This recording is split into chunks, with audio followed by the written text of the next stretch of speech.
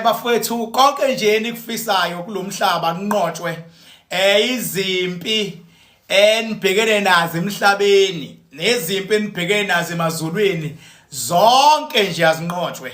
Ukhumbule impi before ifika nje uthi uyihlalele nje uzizwe udown, uzizwe nje ukuthi yazi ayikho into engidinile, ayikho into engithusile, ayikho into engenzeni, kodwa I can feel ukuthi ngidown. Isho ukuthini leyo nto? Kusuke sekukhona impi esuke ilwa nespirit sakho. Ispirit sakho sisuke sesempini. Mawuqeda lempi yakamoya ibisiyabuya ke manje ibheka umuntu ezomsebenzisa ukuziveza la emhlabeni.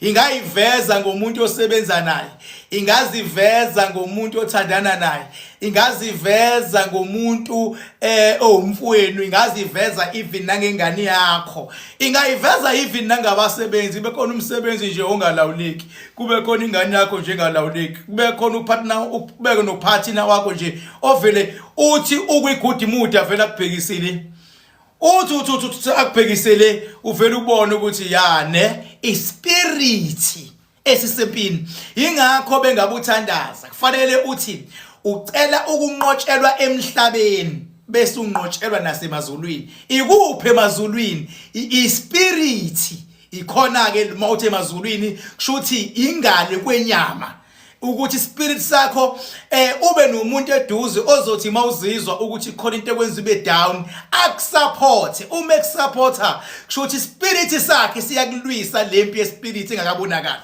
Ungabi nomuntu ozothi masi down ispirit sakho azi ngiyeza ukuthi ngathi khona into wrong ezokwenzeka. Ithi because already ispirit sakho noma idlozi lakho noma ingilosi yakho iyalwa, and mayilwa umzimba uzozwa.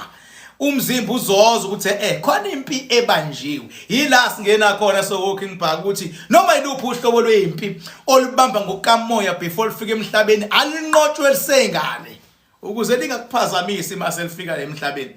That is why bengabe ngifika nje sengifika nina bafethu kumele ngifike ngikhulume ukunqoba, kumele ngikhulume ukuphila ngoba kunama challenges bafethu angafani. Omunye umuntu uyena oyimbangela manje yokuthi izinto zakhe zingahambi kahle because empilweni akasathembi lutho, akasathembi ngisho into emsizayo, akasathembi ngisho umuntu ombonisayo, akasathembi lutho. Ngoba yindaba empilweni usuke wahlaselwa umoya olwayo modern umoya ozosiza. Inkinga sezingaphezulu seyidlula impumelelo.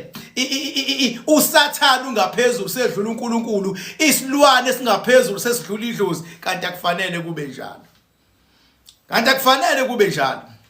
That is why ngisho bafethu ngithi njengoba sengingenile nje okwami ukunibingelela lapho nikhona ngithi yebo sanibonani, sazokhuluma kakhulu laba abasebenzayo. Ngiyacela manje sibambisaneni nje sikhuluma ukuphila, sikhuluma ukunqoba, sikhuluma ukuvula, sikhuluma ukudlula konke nizokubona kuzokwenzeka ngendlela enifisa ngayo.